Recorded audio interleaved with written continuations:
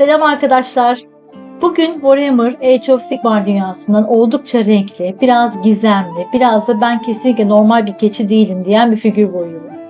Tzaangor Şaman. Tzaangorlar, Zentek'in etkisiyle değişime uğramış yaratıklar. Yani bu arkadaşlar için sıradanlık biraz hakaret gibi diyebiliriz. Zentek zaten değişim, büyü, kader ve kaosun o bol renkli tarafıyla ilişkili olduğu için bu figürde de klasik karanlık savaşçı havasından daha çok büyülü, daha tuhaf, daha gösterişli bir renk dili kullanmak istedim. İlk olarak ten renginden başladım. Burada düz mavi yapmak istemedim. Çünkü Tzaangor Şaman'ın teninde biraz morumsu, soğuk ve büyülü bir hava olması lazım. Bunun için Ocean Blue üzerine açık mor tonlarında bende Fairy Dragon vardı. Fairy Dragon rengini karıştırdım. Böylece ortaya tam istediğim gibi mor mavi soğuk bir ten rengi ortaya çıktı. Bu karışım figüre çok güzel fantastik bir hava verdi. Düz mavi olsaydı daha temiz, daha sade görünebilirdi.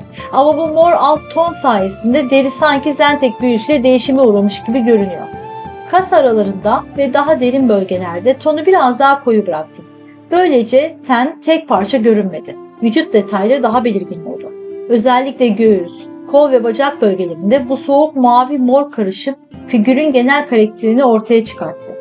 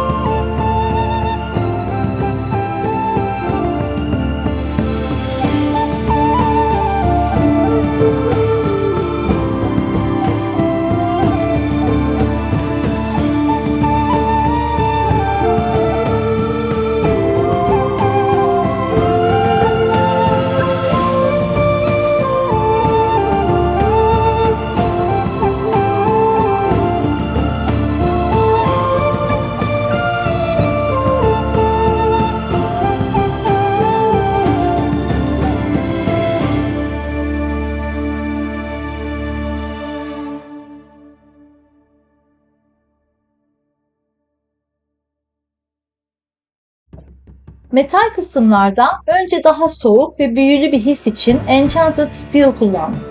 Figürün üzerinde durduğu platform kısmında bu rengi tercih ettim. Bu sayede metal alanlar klasik parlak gümüş gibi değil, daha karanlık ve daha mistik göründü. Yeşil büyülü detaylarda ise Wizard's Orb kullandım. Özellikle staff üzerindeki ve göğüs bölgesindeki bu yeşil ton figüre çok güzel bir arcane enerjisi kattı.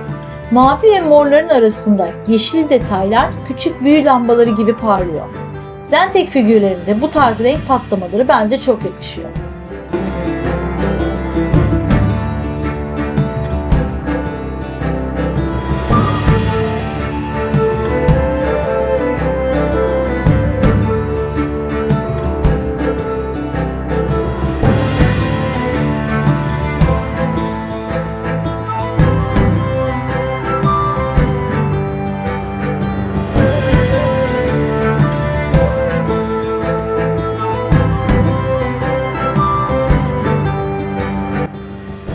Saç ve tüy kısımlarında ise daha sıcak ama hala mistik bir yöne gittim. Burada Magos Purple kullandım ve bunu biraz daha koyu morla karıştırdım. Tüylerde bu mor geçiş çok hoşuma gitti. Çünkü hem tenle uyumlu hem de figüre biraz daha kaotik şaman havası verdi.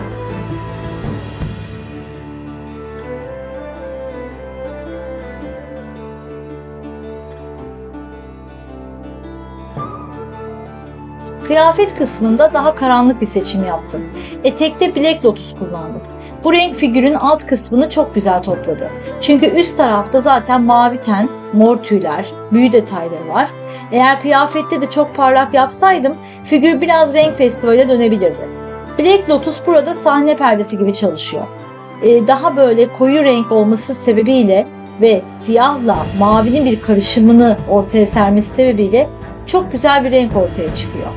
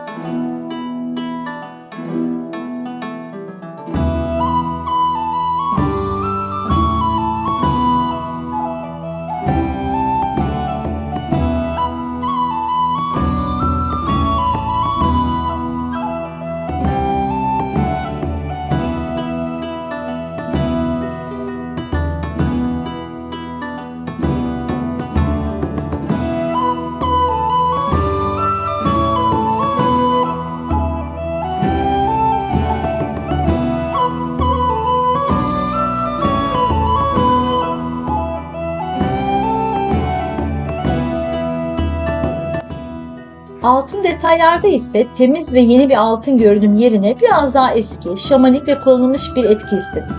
Bu yüzden altın tonların üzerinde Raycland Flash Shade kullandım.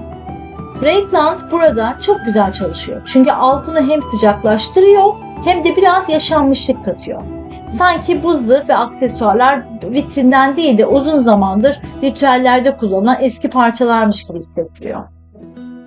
Bazı metalik bölgeleri de ayırmak için son olarak Balthazar Gold ile farklılaştırdım.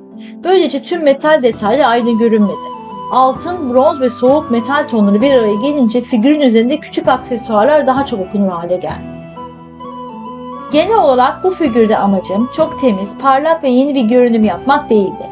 Daha çok büyülü, eskitilmiş, biraz karanlık ama renkli bir şaman yapmak istedim. O yüzden paleti birkaç ana renkte tuttum. Mavi soğuk ten, mor tüyler, koyu Black Lotus kıyafet, yeşil büyü detayları ve eskitilmiş metalikler.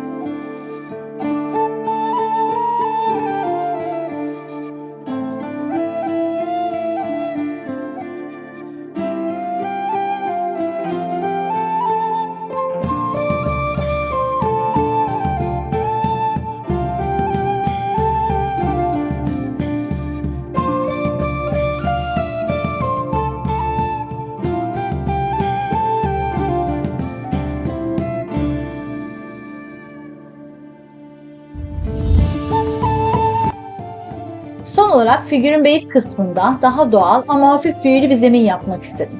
Bunun için zeminde ört diorama kullandım. Ört diorama kuruduktan sonra üzerine küçük beyaz çiçekler ve otlar, biraz yaprak ekledim. Bu detaylar figürün karanlık ve mistik havasına güzel bir kontrast verdi. Üst tarafta mavi mor ten, koyu kıyafet ve metalik detaylar, alt tarafta da beyaz çiçekler sahneye biraz daha masalsı ama hala tuhaf bir hava kattı. Sanki bu şaman sadece savaş alanında değil de değişimin dokunduğu garip bir ritüel bahçesindeymiş gibi de süzülüyor. Böylece figürdeki renk dengesi de tamamlanmış oldu. Ve işte sonuç. Warhammer Age of Sigmar dünyasından renkli ama karanlık, büyülü ama ürkütücü bir Zangor şaman.